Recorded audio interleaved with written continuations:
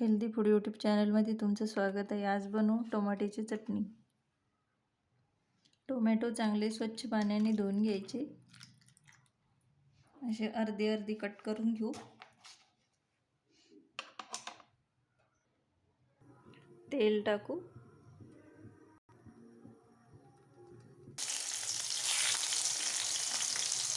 सगळे टोमॅटो कढईमध्ये टाकून घेतले।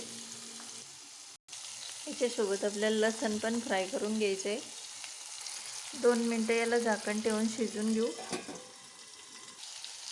थोडी खालची बाजू शिजून घेऊ। आता कांदा कट करून घेऊ एक।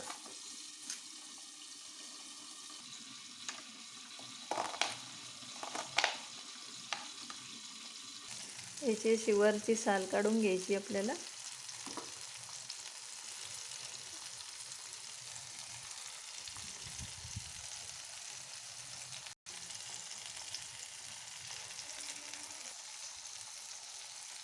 याला चांगले स्मॅश करून घेऊ।